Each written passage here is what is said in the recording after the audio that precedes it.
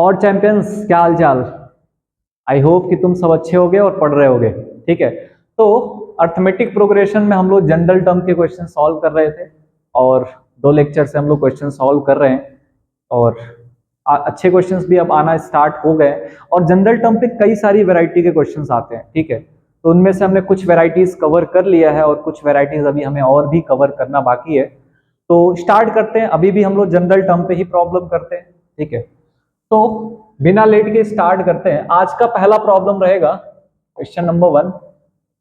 तो प्रॉब्लम जब भी मैं ये क्वेश्चन लिखूंगा यहाँ पे, तो तुम्हें पहले वीडियो को पॉज करके उसको एक बार अटेम्प्ट करना है, खुद से कोशिश करना है सॉल्व करने का। धीरे धीरे तुम्हें कुछ आइडिया तो होने लगा होगा। अगर सारे वीडियोस तुम सीक्वेंस वाइज देख रहे होगे तो तुम्हें एक आइडिया हो गया होगा कि हमें जनरल टर्म पे जो क्वेश्चंस आ रहे हैं उनको उनके साथ कैसे डील करना है। तो जब भी मैं एक क्वेश्चन यहाँ नोट करूंगा उसके बाद तुम्हें वीडियो को पॉज करके एक बार अटेम्प्ट करना है, फिर देखना है कि उसका सोल्यूशन कैसे हो रहा है। ठीक है, तो एक क्वेश्चन मैं तुम्हें दे रहा हूं सॉल्व करने के लिए। क्वेश्चन ये है, बोल रहा है कि if 7 times the 7th term, ऐसा बोल रहा है, if 7 times the 7th term of an AP is equal to 11 times the 11th term, 11 times the 11th term। ऐसा बोल रहा है कि 7th टर्म का 7 टाइम्स 11th टर्म के 11 टाइम्स के इक्वल है, then what will be its 18th term. तो उस एपी का 18th टर्म फाइंड करो। Then what will be its 18th term, है ना। उस एपी का क्या फाइंड करो, 18th टर्म फाइंड करो। तो क्वेश्चन तो आई होप तुमको अच्छे से समझ में आ गया होगा। सिंपल लैंग्वेज है, कह रहा है कि 7th टर्म का 7 टाइम्स इक्वल है 11th टर्म के 11 टाइम्स के। तो बताओ उस एपी का 18th टर्म क्या होगा। तो कैसे लिखेंगे, क्वेश्चन का लैंग्वेज लिखो 7 इंटू T7, है ना। 7th टर्म का 7 टाइम्स किसके इक्वल है, 11th टर्म के 11 टाइम्स, मतलब 11 इंटू T11, ऐसा बोला है। तो इसको सॉल्व करते हैं, देखते हैं मुझे क्या मिलता है। उसके बाद हम लोग सोचेंगे 18th टर्म के बारे में। पहले ए और डी के बारे में कुछ आइडिया तो मिले। तो 7 ब्रैकेट में T7 का मीनिंग लिखो तो a प्लस 6d होगा, और 11 इंटू 11th टर्म का मीनिंग क्या है, a प्लस 10d। इसको सिंप्लीफाई किया है तो 7 इंटू ए क्या बनेगा, 7a प्लस 7 6 42d। 11 इंटू ए करोगे तो 11a प्लस 11 10 110d बन जाएगा। ठीक है, तो ए वाले टर्म्स को ए वाले के साइड करते हैं और डी वाले को डी वाले के साइड करते हैं। तो ये 7a को उधर लेके चलते हैं, तो 11a में से 7a माइनस होगा तो 4a, और प्लस इसको भी उधर ही लेके चलते हैं। तो 110 में से 42 माइनस करोगे तो कितना आ जाएगा, 58 और 10 68d हो रहा है, equal to left hand side में तो 0 बच रहा है। इनमें कॉमन लो तो 4 कॉमन आ रहा है, और ब्रैकेट में क्या आएगा, a plus 17d equal to 0। फिर ये 4 को उधर डिवाइड करो, एग्जैक्टली वही आ रहा है जो तुमसे पूछा जा रहा है, a प्लस 17d। और a प्लस 17d किसका वैल्यू है, 18th टर्म का। देखो a प्लस 17d तुमको किसको लिखोगे, 18th टर्म को लिखोगे। कोई और टर्म तुमसे पूछता तो तुम फाइंड आउट नहीं कर पाते। देखो 18th टर्म के अलावा कोई और टर्म पूछता तो हम फाइंड नहीं कर पाते, क्योंकि a और d की मुझे अलग अलग वैल्यू नहीं मिल रही है। ए और डी में एक रिलेशन मिल रहा है, और रिलेशन एग्जैक्टली किससे मैच कर रहा है, 18th टर्म से। मतलब T18 इज इक्वल टू हो जाएगा तुम्हारा 0, और वो टर्म भी कितना आ रहा है, 0 आ रहा है। इस वाले क्वेश्चन से कुछ ऑब्जर्वेशन हम कर सकते हैं, यहां ध्यान देना। जैसे उसने बोला है 7th टर्म का 7 times is equal to 11th term का 11 टाइम्स, और तुमसे जो टर्म पूछा है ध्यान से देखो तो वो 7 प्लस 11 करने पे वो टर्म आ रहा है, 18th टर्म। तो ऐसे हम ऑब्जर्व कर सकते हैं। सपोज करना मैं तुमसे बोलूंगा कि 5th टर्म का 5 टाइम्स 9th टर्म के 9 टाइम्स के इक्वल है, तो कौन सा टर्म 0 हो जाएगा बताओ। अगर इसी लॉजिक से जाएं, जैसे ये आया वैसे उसी लॉजिक से जाएं, तो T14 क्या आने वाला है, 0 आने वाला है।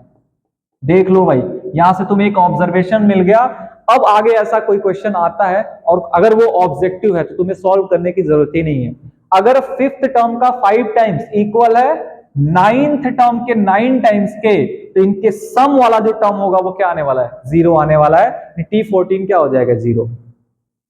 मान लो कि 8th टर्म का 8 टाइम्स इक्वल है 20th टर्म के 20 टाइम्स के, तो बताओ कौन सा टर्म 0 होगा, 20 प्लस 8 यानी 28th टर्म जो होगा वो कितना आ जाएगा, 0 आ जाएगा। थोड़ा सा और इसको एक्सप्लोर करते हैं। जैसे बोलो, मान लो बोला कि mth टर्म का m टाइम्स nth टर्म के n टाइम्स के इक्वल है, तो बताओ कौन सा टर्म 0 होगा, तो m प्लस nth टर्म यानी tm प्लस n क्या होने वाला है, 0 होने वाला है। देख पा रहे हो कितना अच्छा ऑब्जर्वेशन यहां से निकल के आ रहा है। अगर बोला जाए कि rth टर्म का r टाइम्स sth टर्म के s टाइम्स के बराबर है, तो बताओ यहां से कौन सा टर्म इस AP का 0 होगा, तो तुम कहना tr प्लस s टर्म क्या हो जाएगा, 0।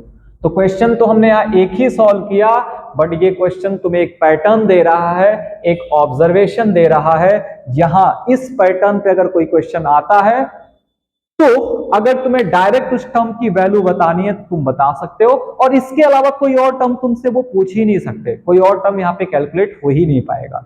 अगर वो ऐसा पैटर्न देते हैं कि फिफ्थ टर्म का 5 टाइम्स नाइन्थ टर्म के 9 टाइम्स के बराबर है, तो only 14th term can be calculated और उसकी भी वैल्यू क्या होगी, 0 होगी। ठीक है, तो आई होप तुमको ये ऑब्जर्वेशन अच्छा लगा होगा, और आगे अगर ऐसा कोई क्वेश्चन आता है तो तुम बिना टाइम वेस्ट किए सीधा आंसर तक पहुंच सकते हो। ठीक है, सब्जेक्टिव क्वेश्चन होगा तो सॉल्व करना ही पड़ेगा, बट अगर ऑब्जेक्टिव क्वेश्चन या ऐसा कुछ है तो डायरेक्ट तुम आंसर तक पहुंच सकते हो, तुम्हें आंसर हमेशा ही क्या रहेगा, लर्न रहेगा। ठीक है, तो pth टर्म का p टाइम्स इक्वल है qth टर्म के q टाइम्स के, तो कौन सा टर्म 0 होगा, p प्लस qth टर्म क्या हो जाएगा, 0 हो जाएगा। आई होप तुमको ये समझ में आया होगा। चलो आगे बढ़ते हैं और अगला क्वेश्चन सॉल्व करते हैं। तो अब धीरे धीरे जनरल टर्म में जो अच्छे वाले क्वेश्चंस हैं वो आते जा रहे हैं, तुम इनको केयरफुल होके सॉल्व करो, एक बार खुद से अटेम्प्ट करो, फिर देखो मैं जैसे सॉल्व कर रहा हूं।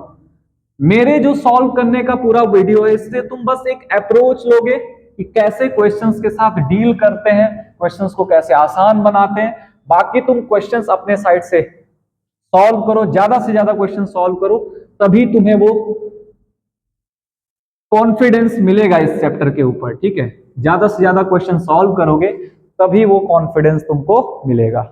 ठीक है, एक और क्वेश्चन लेते हैं इसके बाद,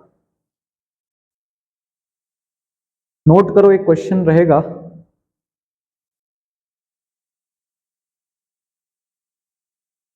तेरा if the nth term of a progression, ध्यान देना सब लोग, क्वेश्चन नंबर 2 रहेगा आज का। तेरा if the nth term of a progression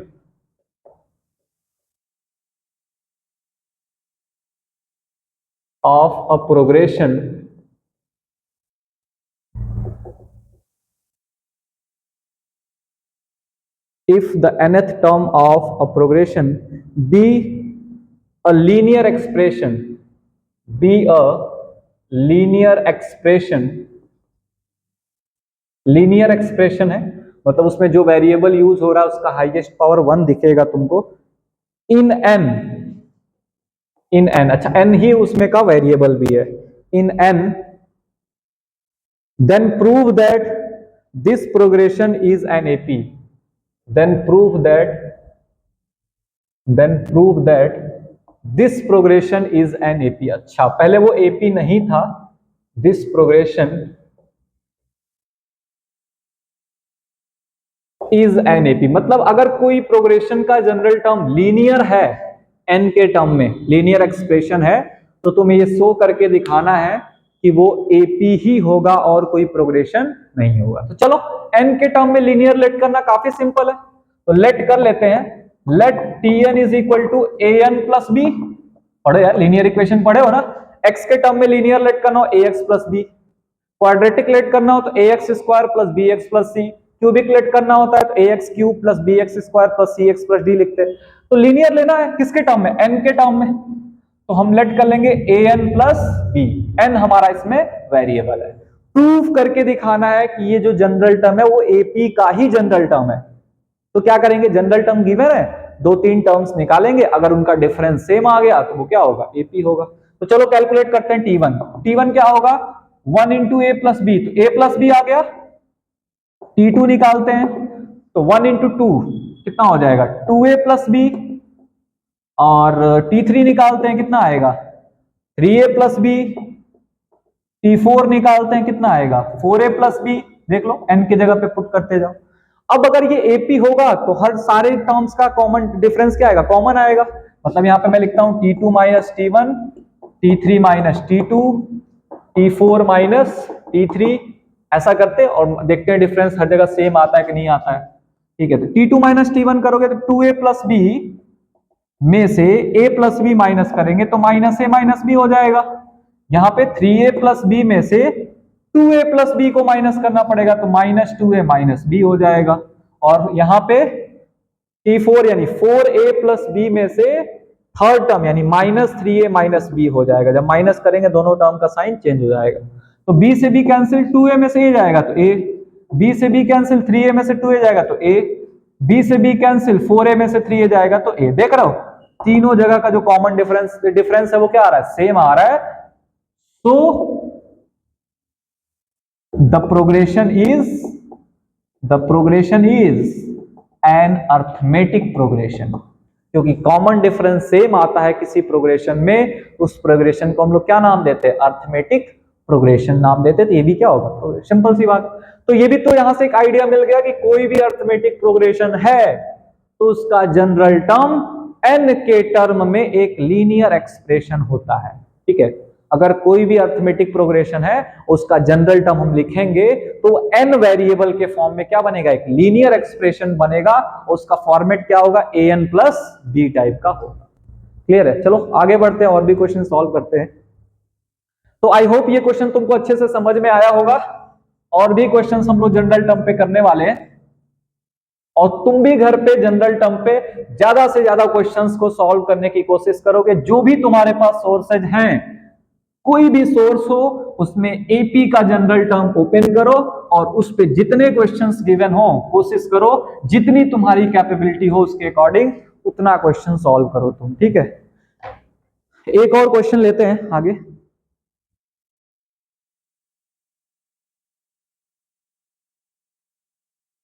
कह रहा है in a given AP, question number 3 रहेगा आज का। In a given AP if pth term is q, if pth term is q and the qth term is p and the qth term is p, pth term q है और qth term p है, तो show करना है then so that the nth term is, so that the nth term is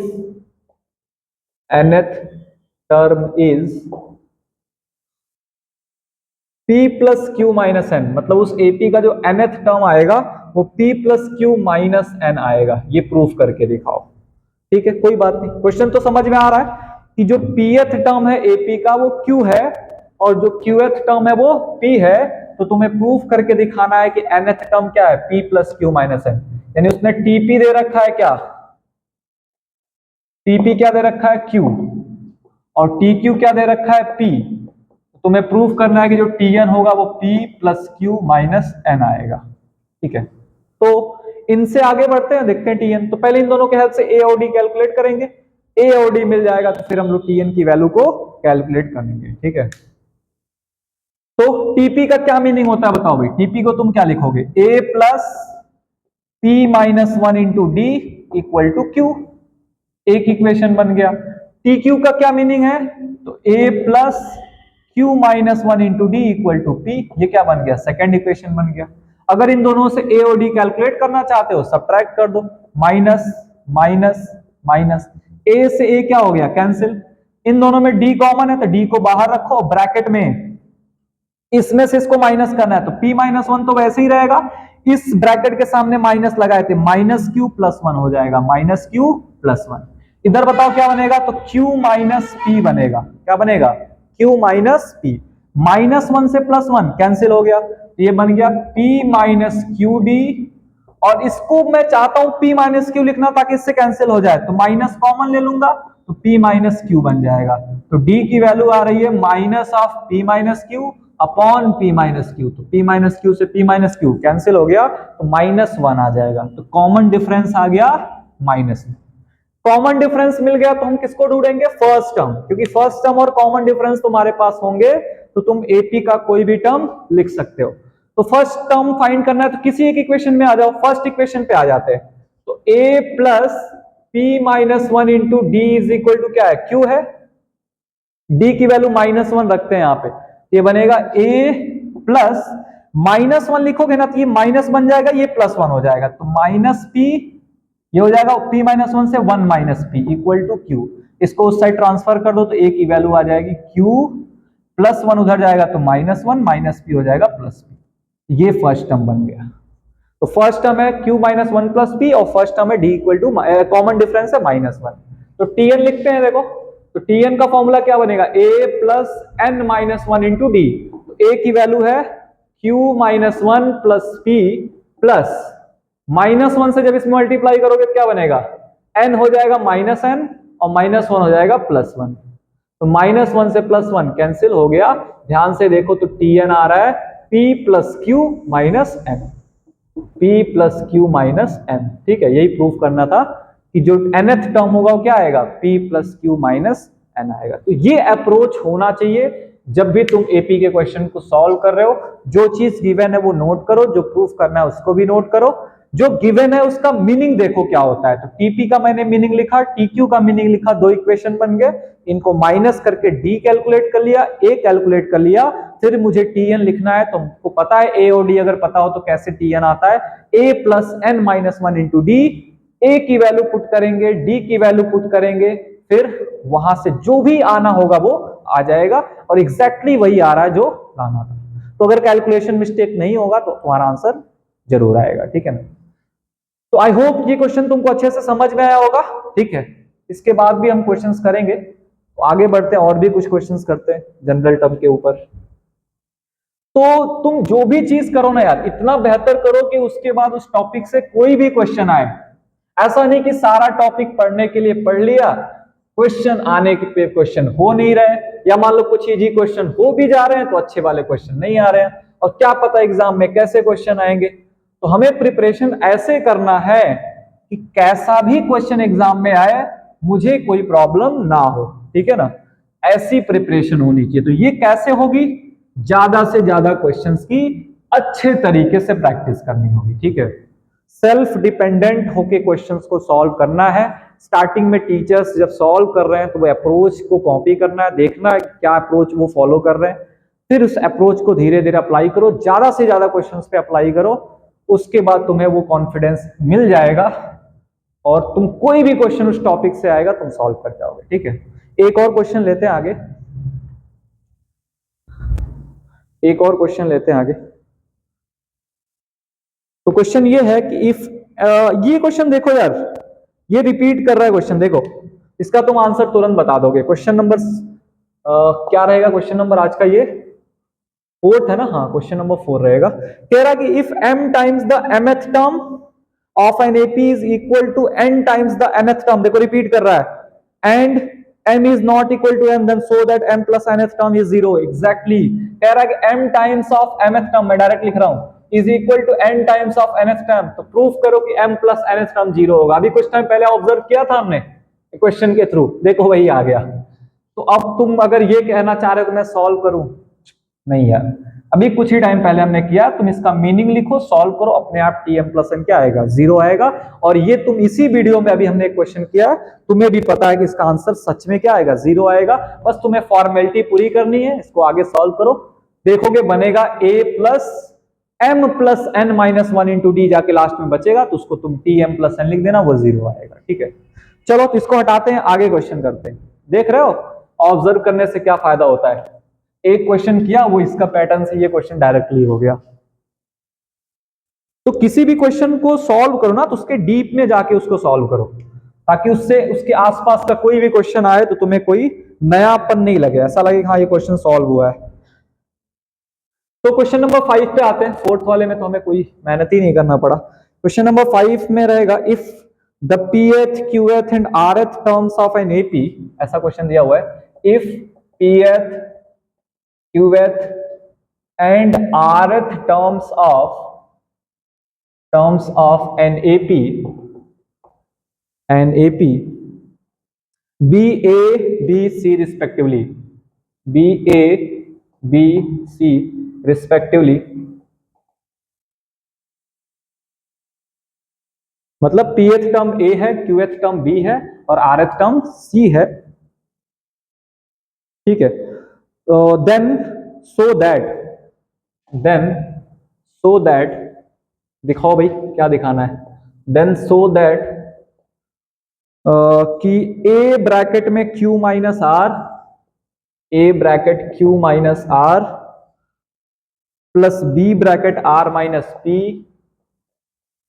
ठीक है, plus c bracket p minus q की value 0 होगी। ये तुम्हें करके दिखाना है, ठीक है। चलो अटेम्प्ट लेते हैं। एक बार तुम वीडियो को पॉज करो, ठीक है, और एक बार अटेम्प्ट करो, फिर मैं सॉल्व करता हूं, देखता हूं कैसे होता है। तो हमें ये एक चीज प्रूव करनी है, इनका वैल्यू क्या आएगा, 0 आएगा,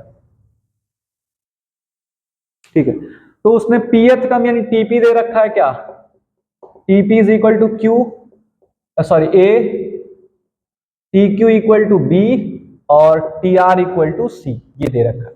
इसका मतलब TP की वैल्यू क्या होती है, A plus P minus 1 into D की वैल्यू A है। यहाँ पे A को मैं कैपिटल लिख लेता हूं, नहीं तो मैच कर जाएगा, और ठीक है। और अगला क्या दिया है, A plus Q minus 1 into D equal to B दिया हुआ है, और A plus R minus 1 into D equal to C दिया हुआ है। जो प्रूफ करना है उस पर थोड़ा फोकस करो। यहां पे चाहिए तुमको Q माइनस आर, तो Q माइनस आर अगर तुम्हें क्रिएट करना है तो मेरे अकॉर्डिंग तुम इनका इसमें से इसको माइनस आउट कर दो, इक्वेशन 1 में से इक्वेशन 2 को, इक्वेशन 2 में से 3 को माइनस कर दो तो बन जाएगा।